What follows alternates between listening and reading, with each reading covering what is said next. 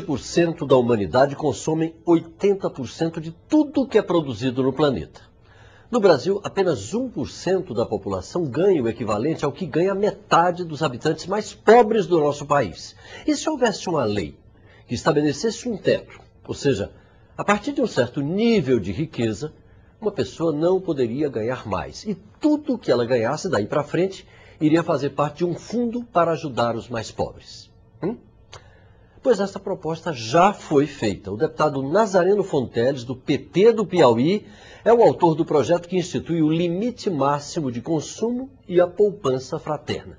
Deputado, o senhor podia explicar melhor no que consiste esse projeto? Como é que ele vai ser aplicado e de que forma uma pessoa que ganha a mais do que, digamos, um certo limite, ela vai poder contribuir para esse fundo que o senhor está instituindo? Pois não. Então a ideia básica é, primeiro, combater a desigualdade social, a péssima, né, distribuição de renda que tem o nosso país, é um dos países mais injustos do mundo.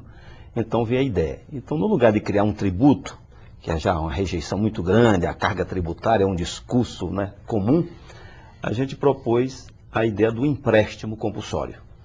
Quem ganhasse acima de 10 vezes a renda média, que seria em torno de R$9.000 bruto, acima disso, iria emprestar para uma poupança, um fundo, a poupança fraterna, e isso seria ressarcido depois de 7 anos, num período de 14 anos, para poder o fundo ter exatamente a função social, que é investir nos pequenos empreendimentos, na forma de cooperativas, de associações, ou então em projetos sociais relevantes, na educação, na saúde, sempre a favor da metade mais pobre da população, que são os mais necessitados. Só para a gente explicar então, quer dizer, haveria um depósito compulsório para quem ganhasse acima de, digamos, 9, 10 mil reais, e 7 anos depois a pessoa receberia esse valor que houvesse sido depositado por ela, compulsoriamente, numa conta. Claro que num período maior, de 14 anos. Ah, sim, de 14 em prestações fixas e o juro baixo, porque a nossa ideia é desse empréstimo ser feito aos pequenos com juros abaixo da metade do juro da poupança atual, se aproximando do zero. Porque senão não teria função social. Um dos grandes problemas que nós temos para os pequenos empreendimentos é exatamente o financiamento, o famoso microcrédito, que no nosso país é muito minguado. Nós temos em torno de 2% do volume do crédito todo aplicado ao microcrédito. E quem mais gera emprego, distribui renda e riqueza nesse país, nós sabemos que é a micro e pequena empresa, os micro e pequenos empreendimentos. Mas eles têm uma mortalidade muito grande, depois de 2 a 5 anos, porque não tem a formação cooperativa, associações, a proteção do crédito prolongado e baixo juro, além da organização que eles precisam. Então a lei aponta isso, valoriza as incubadoras nas universidades públicas, para as empresas que estão lá sendo incubadas, valoriza a inovação tecnológica também, embora, claro, que numa monta menor, que não é o objetivo principal da lei.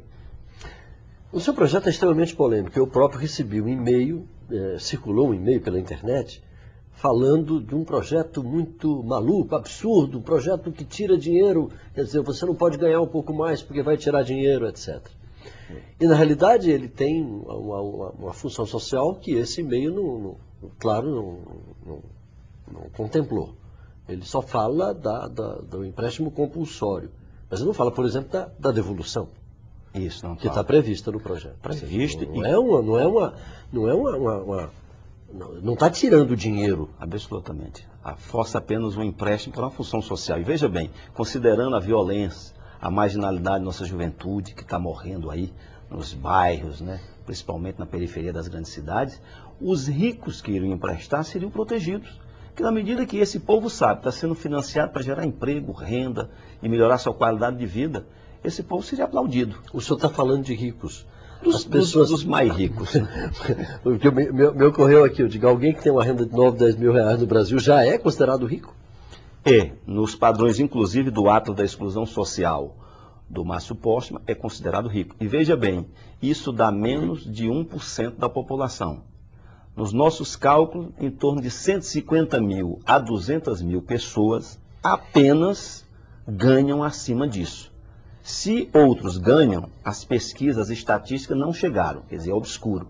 Então, de 180 milhões de pessoas nesse país, apenas 150 a 200 mil ganhar acima disso e poder emprestar para melhorar a vida de milhões, criar paz social, justiça social, né, criar esperança nesse nosso povo, eu acho que isso é um fato importante, que a nossa Constituição, né, alguns questionam, eu vejo gente de OAB escrevendo, mandando carta para mim, dizendo que é inconstitucional. Eu me inspirei na Constituição, que diz que devemos lutar pelo pleno emprego, valorizar o cooperativismo, combater desigualdades sociais e regionais, tanto nos princípios e objetivos constitucionais, como no capítulo da ordem econômica, no artigo 170, tudo que eu estou dizendo lá é verdade. E a proteção do meio ambiente, porque um dos estudos que eu tive acesso mostra que se nós mantivermos o nível de consumo da classe média e dos ricos atuais no mundo, precisariam de 2 a 3 planetas Terras.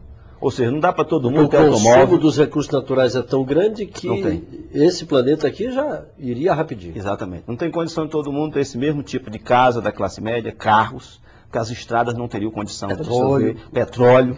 Então, nós temos que mudar o estilo de vida. A nossa ideia do limite é também educar para que os que consomem mais pensem que é preciso pensar nas gerações futuras, nos nossos filhos e netos. Olha, deputado, há 2 aspectos que vale a pena refletir sobre eles. O primeiro é a resistência natural das pessoas com relação a um projeto desse. Não é um confisco, como aconteceu o confisco da poupança. Claro que não. Naquela época, não é um confisco. Você está dizendo que é um empréstimo compulsório. E a própria desconfiança da população em relação a empréstimos compulsórios. Verdade. Porque no passado a população brasileira já foi ludibriada a partir desse expediente. Havia um empréstimo compulsório, vamos devolver dentro de tanto tempo, e não se devolvia nada. Claro. Como é que o senhor está enfrentando esse descrédito do próprio instituto do empréstimo compulsório? Essa tem sido uma crítica frequente, onde eu tenho debatido, nas entrevistas que tenho dado e dos e-mails que a gente tem recebido e que outros recebem e me comunicam, não há dúvida. Ocorre que se a gente for pensar que algo que é possível e é correto, porque no passado foi mal utilizado, deformado, agora nós não podemos utilizar, era a mesma coisa que porque alguém que o casamento não deu certo não vai se casar mais, não vai se constituir família, né? Porque algum administrador público foi ruim, não vamos mais apostar no Estado, vamos acabar o Estado, né? E vem aquelas coisas mais radicais. Do mesmo jeito que tem corrupção na Previdência, vamos acabar a Previdência? Quem não quer ter a sua aposentadoria garantida? O que aconteceu com a nossa Sudene, né? Por exemplo, você está citando... Foi mais fácil acabar com a Sudene do que corrigir a Sudene. Corrigir. Mas não impede que se pense em ter algo que tenha um papel, né, de desenvolvimento do mesmo jeito que teve a Sudene.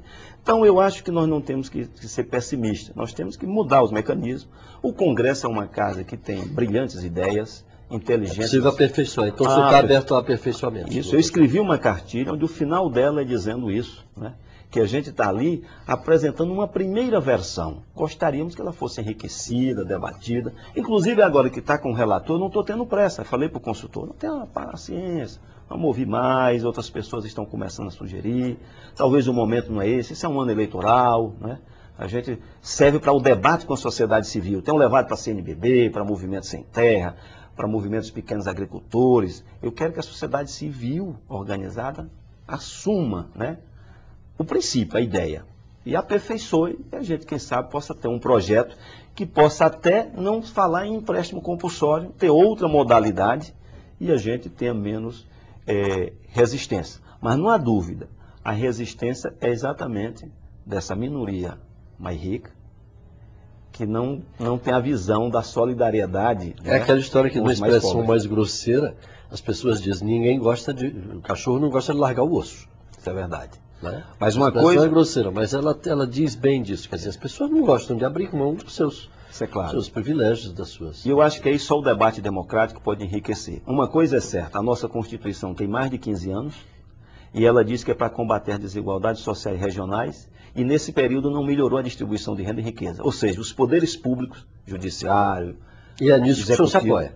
Esses 3 estão sendo incompetentes em fazer distribuição de riqueza. Deputado, o senhor também está pretendendo modificar o índice de exclusão social. Podia explicar também esse aspecto? Em que sentido? Na verdade, eu quero utilizar esse índice de exclusão social, que foi documentado aí no Atlas da Exclusão, que o Márcio Postman e outras pessoas produziram, como mecanismo de distribuição dos recursos da área social do orçamento. Apresentei como emenda na LDO. De maneira que o Estado... LDO é a Lei das Diretrizes Orçamentárias. Para as pessoas entenderem. Isso, que vai organizar o orçamento do próximo ano. De maneira que os estados que têm uma exclusão social maior, ou seja, onde tem mais pobreza, mais necessidades, medida por esse índice, ele deve receber mais recursos da área social, inversamente proporcional. Esse é o critério que eu coloco, levando em conta o tamanho da população de cada Mecanismo estado. de equilíbrio, né? De equilíbrio. Puxar para um equilíbrio melhor da distribuição dos recursos, privilegiando as áreas mais necessitadas. E evitando que só a barganha de bancadas, política, deputados, senadores, faça conduzir esse recurso mais para esse estado e para outro. A nossa emenda contempla a equidade de todos os estados do país. Então ela não está beneficiando, digamos, só o Piauí, né, ou só o Ceará. E automatiza essa distribuição, não deixa ela, como o senhor disse, à mercê dessa barganha política. Exatamente. Eu acho que esse é um ponto, é inovador se isso viesse acolhido. O relator está simpático com a ideia, eu espero que a gente aprove. Vai ser uma inovação na questão orçamentária, na busca, né, da distribuição de renda e do combate às desigualdades regionais. Muito obrigado, deputado, pela sua participação aqui no Câmara Entrevista. Eu que agradeço a oportunidade. E continue ligado na TV Câmara, o canal da Cidadania. Até a próxima.